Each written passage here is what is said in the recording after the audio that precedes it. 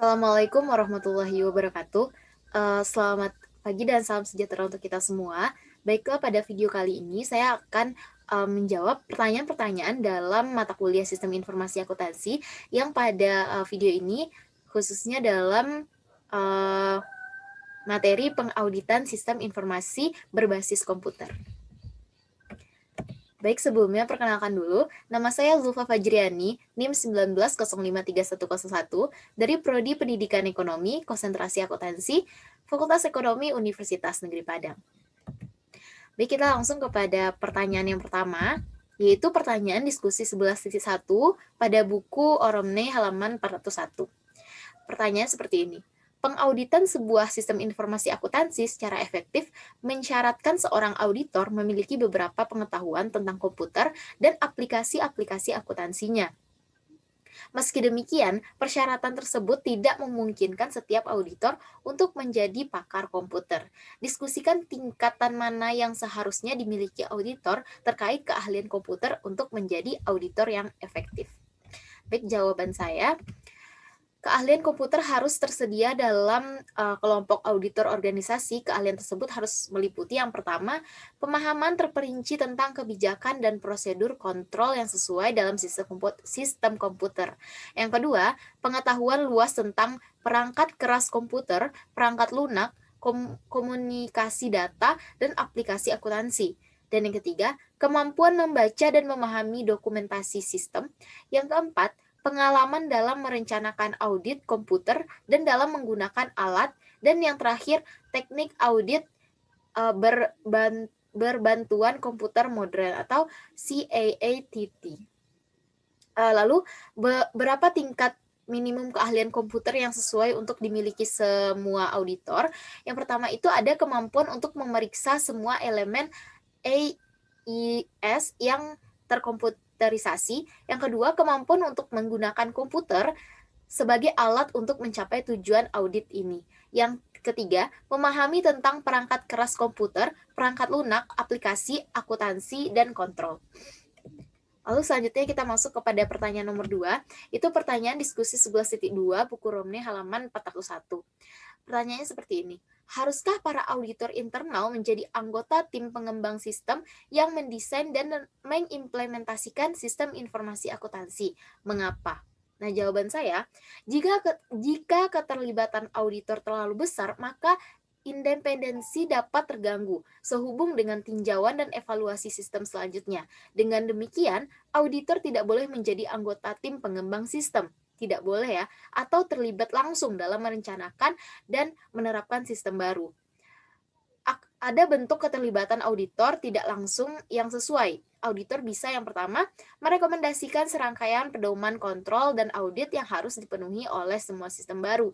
Yang kedua, secara independen meninjau pekerjaan tim pengembang sistem, mengevaluasi kualitas upaya pengembang sistem, dan kepatuhannya terhadap pedoman kontrol dan audit, dan melaporkan temuan kepada manajemen.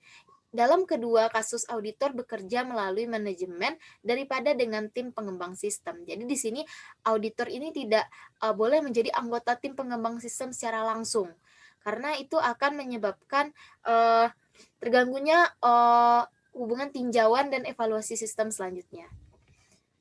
Lalu kita masuk ke pertanyaan yang selanjutnya, itu pertanyaan 11.6.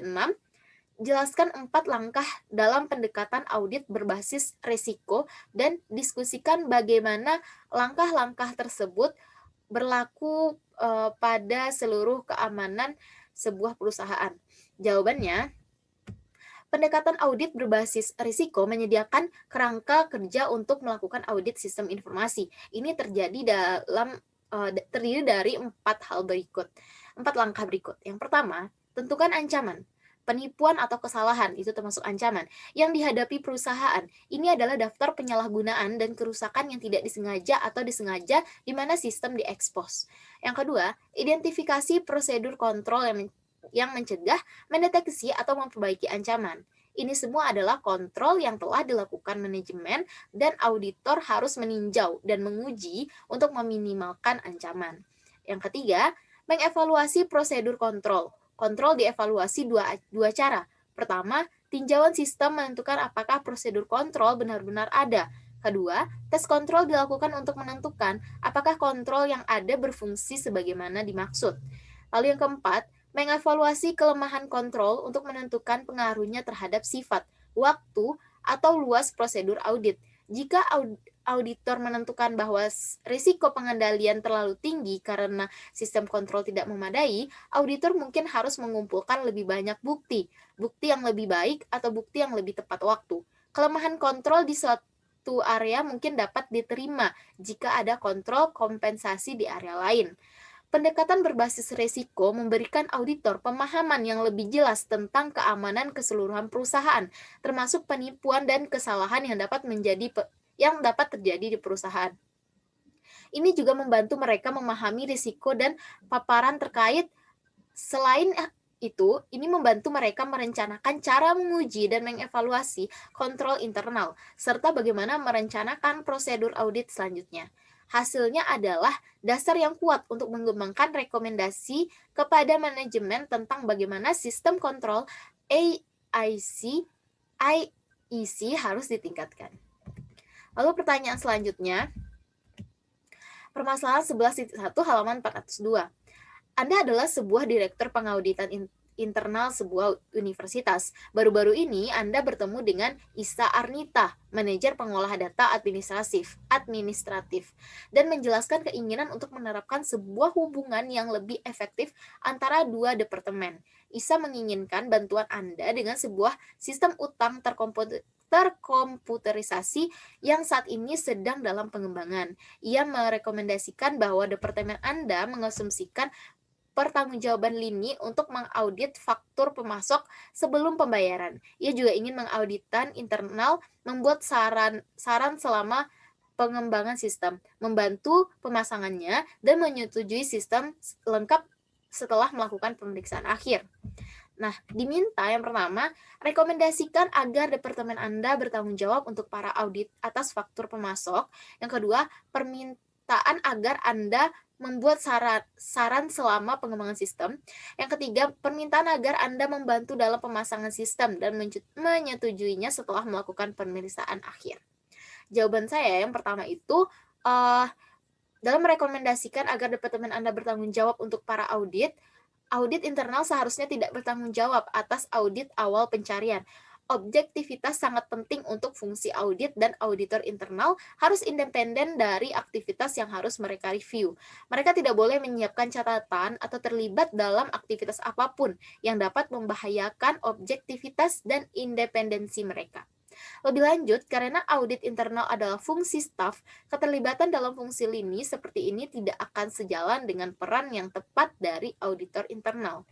Yang B, akan menguntungkan bagi para auditor internal untuk membuat saran khusus selama fase desain mengenai kontrol dan jejak audit yang akan dibangun ke dalam sistem.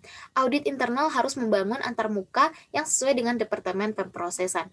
Data untuk membantu mencapai tujuan ini, baik objektivitas maupun independensi, tidak akan terganggu jika auditor membuat rekomendasi untuk pengendalian dalam sistem yang sedang ditinjau. Misalnya, audit internal dapat yang pertama, berikan daftar persyaratan kontrol. Yang kedua, tinjauan rencana pengujian. Yang ketiga, tentukan bahwa ada standar dokumentasi dan yang diikuti. Yang keempat, menentukan bahwa proyek ini sendiri terkendali dan ada sistem untuk mengukur kemajuan desain.